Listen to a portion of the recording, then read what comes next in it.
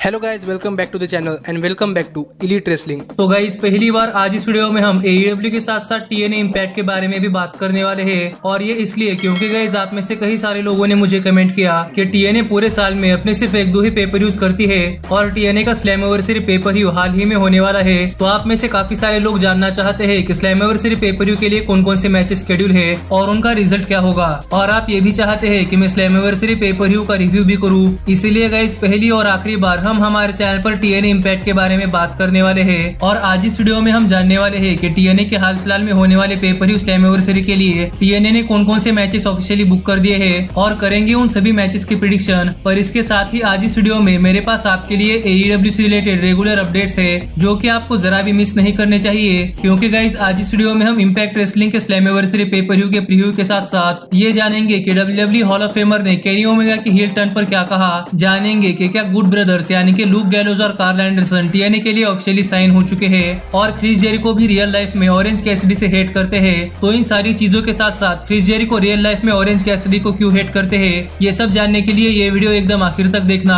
और अब ज्यादा देर ना लगाते हुए चलिए ये वीडियो शुरू करते हैं। और गाइज सबसे पहले बात करते हैं द गुड ब्रदर्स की, यानी कि कार्ल एंडरसन और लूक गैलोज की। तो गाइज आपको पता होगा कि WWE ने कार्ल एंडरसन और लूक गैलोज को अपने मास रिलीजेस में रिलीज किया था और तब से लूक गैलोज और कार्ल एंडरसन अपने घर पर बैठे थे, क्योंकि उनके कॉन्ट्रैक्ट में WWE का नॉन कम्पीट क्लॉज था, जिससे कि वो WWE कंपनी छोड़ने के बाद भी 3 महीने तक किसी और रेसलिंग प्रमोशन के लिए काम नहीं कर सकते। लेकिन गाइस जुलाई 16 क्रॉस हो चुका है और WWE ने जिन जिन सुपरस्टार्स को अपने मास रिलीजेस में रिलीज किया था उन सभी सुपरस्टार्स के WWE के नॉन कम्पीट क्लॉज एक्सपायर हो चुके हैं और इसके बाद से वो सभी सुपरस्टार्स किसी भी कंपनी में जाने के लिए फ्री है। और इसी बीच गुड ब्रदर्स यानी कि लूक गैलोज और कार्ल एंडरसन से रिलेटेड ये अपडेट सामने आई थी कि लूक गैलोज और कार्ल एंडरसन ने ऑफिशियली TNA कंपनी को साइन कर लिया है और WWE के बाद हमें लूक गैलोज और कार्ल एंडरसन TNA कंपनी में काम करते हुए दिखाई देने वाले हैं। और ये सिर्फ एक अपडेट थी जो मैंने आपको पहले की वीडियोस में बताई है। पर गाइस हाल फिलहाल में स्लैमवर्सरी पेपर व्यू के पहले TNA इम्पैक्ट ने अपने तरफ से कंफर्म करते हुए एक ट्वीट किया है, जिसमें TNA इम्पैक्ट ने ऑफिशियली कंफर्म कर दिया कि लूक गैलोज और कार्ल एंडरसन ने TNA कंपनी के साथ कॉन्ट्रैक्ट साइन कर लिया है। और यहाँ पर TNA कंपनी ने लूक गैलोज और कार्ल एंडरसन ने TNA कंपनी साइन करने के बाद उनके लिए एक प्रोफेशनल शूट करने के दौरान किया था और इसके बारे में मैंने आपको अपडेट्स के वीडियो में भी बताया था।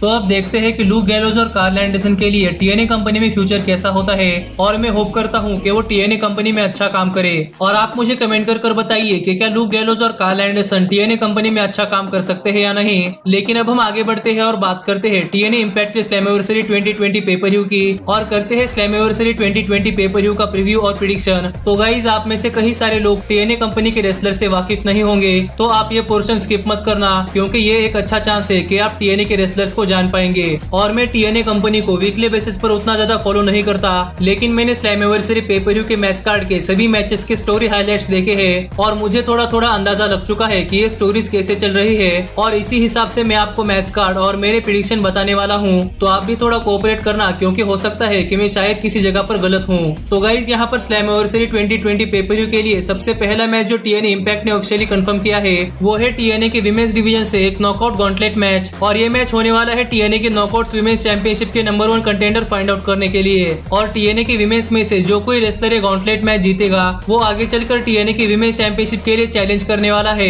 और इस मैच में बहुत सारे पार्टिसिपेंट्स हैं, लेकिन मैं आपको हर मैच की स्टोरी नहीं बताने वाला, क्योंकि गाइज मैंने इन स्टोरीज को बहुत पहले से कवर नहीं किया है। इसलिए गाइज सीधा हम बात करते हैं इस मैच की विनर की। तो गाइज यहाँ पर मुझे ऐसा लगता है कि इस मैच में टाया वैल्करी का जीतने का बहुत ही तगड़ा चांस है और इस मैच में टाया वैल्करी ही एक तगड़ी सुपरस्टार है जो कि इस मैच को जीत सकती है। और अगर आप टाया वैल्करी को नहीं जानते तो आप टाया वैल्करी को TNA इम्पैक्ट की नायला रोज कह सकते हैं। पर गाइज अगला मैच जो TNA इम्पैक्ट ने स्लैमवर्सरी 2020 पेपर व्यू के लिए ऑफिशियली कंफर्म किया है वो है TNA के टैग टीम चैंपियनशिप्स के लिए tag team champions the North versus challenger Sami Callihan और केम शैमरॉक। और मुझे लगता है कि स्लैमवर्सरी पेपर व्यू का ये मैच बहुत ही बढ़िया हो सकता है, क्योंकि सैमी कैलहन और केम शैमरॉक ये दोनों ही इंडिविजुअल में बहुत ही बड़े सुपरस्टार्स है और नॉर्थ TNA की बहुत ही तगड़ी टैग टीम है। लेकिन अगर यहाँ पर हम बात करें इस मैच की विनर की तो गाइज यहाँ पर मुझे ऐसा लगता है कि हमें यहाँ पर TNA के नए टैग टीम चैंपियंस क्राउन होते हुए दिखाई दे सकते हैं और यहाँ पर सैमी कैलहन और केन शैमरॉक द नॉर्थ को हराकर बन जाएंगे TNA के नए टैग टीम चैंपियंस। और इसी के साथ स्लैमवर्सरी 2020 पेपर व्यू के लिए TNA ने जो अगला मैच ऑफिशियली कंफर्म किया है वो है TNA के सिंगल्स मेल डिवीजन की तरफ से एक्स डिवीजन चैंपियनशिप मैच। और यहाँ पर TNA के एक्स डिवीजन चैंपियन यानी कि विली मैक फेस करने वाले हैं चैलेंजर क्रिस बेको।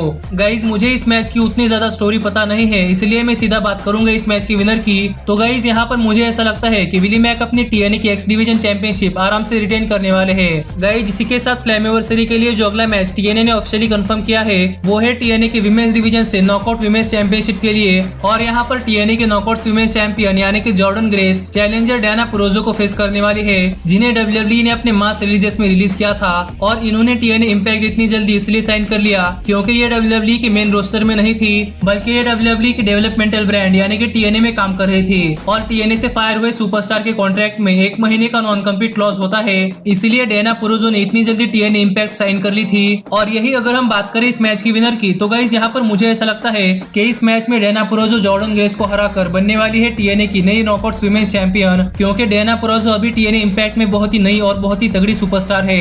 और इसी के साथ स्लैमवर्सरी 2020 पेपर-व्यू के लिए जो अगला मैच TNA ने ऑफिशियली कंफर्म किया है वो है TNA वर्ल्ड हेवीवेट चैंपियनशिप के लिए TNA वर्ल्ड हेवीवेट चैंपियन मूस वर्सेस चैलेंजर टॉमी ड्रीमर के बीच में, जहां पर इस मैच में ओल्ड स्कूल रूल्स के अंदर TNA world heavyweight championship defend होने वाली है।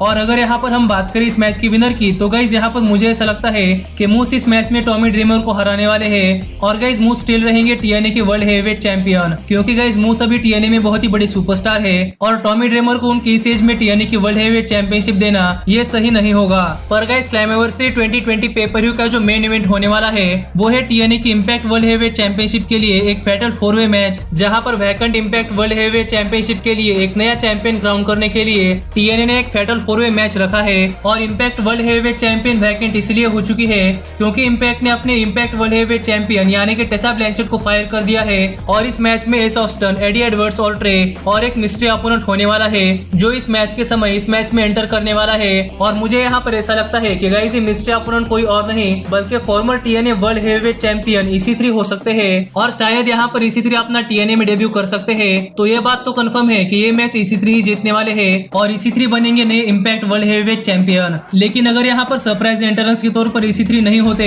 या फिर और कोई बड़ा सुपरस्टार नहीं होगा, तो गाइस मुझे यहाँ पर ऐसा लगता है कि इस मैच में एस ऑस्टन बनने वाले हैं इम्पैक्ट वर्ल्ड हेवीवेट चैंपियन। पर आप मुझे कमेंट कर बताइए कि आपको क्या लगता है कि स्लैमवर्सरी में कौन कौन जीतेगा। लेकिन अब हम आगे बढ़ते हैं और बात करते हैं हमारे एक्चुअल AEW के अपडेट्स की। और गाइस जानते हैं कि क्या कहा WWE हॉल ऑफ फेमर ने केनी ओमेगा के हील टर्न पर। तो गाइस अगर आपने AEW का fight for the fallen special event देखा होगा तो आपने नोटिस किया होगा कि फाइट फॉर द फॉलन में अपना मैच जीतने के बाद केनी ओमेगा ने मार्को स्टर्न पर अटैक किया था, जहां पर एक तरीके से ऑल एलीट रेसलिंग ने ये हिंट कर दिया था कि शायद आगे केनी ओमेगा अपना हील टर्न कर सकते हैं। और इसके बाद पूरे के पूरे रेसलिंग वर्ल्ड में ये रूमर्स आ रहे हैं कि केनी ओमेगा जल्द ही हील टर्न लेंगे। और इन्हीं रूमर्स के ऊपर बात करते हुए WWE के हॉल ऑफ फेमर बाबा रे यानी कि आपके बुली रे ने अपने पॉडकास्ट में कहा कि ऑल एलीट रेसलिंग जल्द ही केनी ओमेगा का हील टर्न करने वाली है। लेकिन यहाँ पर बुली रे चाहते हैं कि केनी ओमेगा का हील टर्न बहुत ही अच्छी तरीके से हो और all elite wrestling Kenny Omega के हील टर्न को बहुत ही अच्छी तरीके से सेल करे, क्योंकि मानो ना मानो Kenny Omega all elite wrestling के लिए बहुत ही बड़े सुपरस्टार है।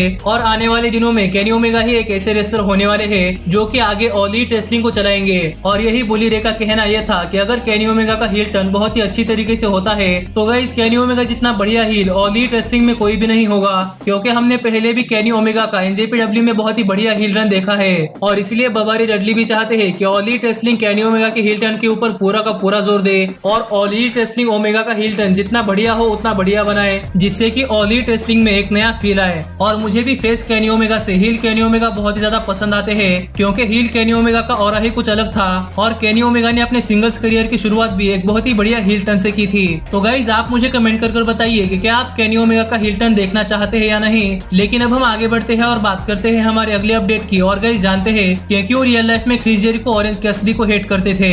तो गाइज यहाँ पर हाल फिलहाल में क्रिस जेरिको ने ऑरेंज कैसिडी के ऊपर बात करते हुए कहा कि जब ऑल एलीट रेसलिंग कंपनी नई बनी थी तब ऑरेंज कैसिडी को देखकर क्रिस जेरिको को बहुत ही ज्यादा गुस्सा आता था और क्रिस जेरिको सोचते थे कि इस आदमी को अपने कंपनी में लाकर टोनी खान ने गलती कर दी है, क्योंकि क्रिस जेरिको के मन में भी ये डर था कि orange Cassidy all elite wrestling को डुबा देंगे। और जेरिको को ऑरेंज कैसिडी का गिमिक भी पसंद नहीं आता था और इसलिए अपने ऑल एलीट रेसलिंग के शुरुआती दिनों से क्रिस जेरिको ऑरेंज कैसिडी को जरा भी पसंद नहीं करते थे। पर क्रिस जेरिको ने बताया कि जब क्रिस जेरिको ने ऑरेंज कैसिडी का रियल वर्क देखा, यानी कि ऑरेंज कैसिडी का रियल रेसलिंग मैच देखा जो कि ऑरेंज कैसिडी ने ऑल एलीट रेसलिंग के रेवोल्यूशन पेपर-व्यू में पाक के खिलाफ दिया था, तो वो मैच और उस मैच की एनर्जी और उस मैच में ऑरेंज कैसिडी की परफॉर्मेंस देखकर क्रिस जेरिको ऑरेंज कैसिडी के फैन बन गए। और क्रिस जेरिको को अपने गलत होने पर बहुत ज्यादा खुशी हुई, क्योंकि ऑरेंज कैसिडी के पास भी वो काबिलियत थी कि वो ऑल एलीट रेसलिंग में बहुत ही बड़े सुपरस्टार बने और अपने बहुत ही बढ़िया रेसलिंग मैचेस दे।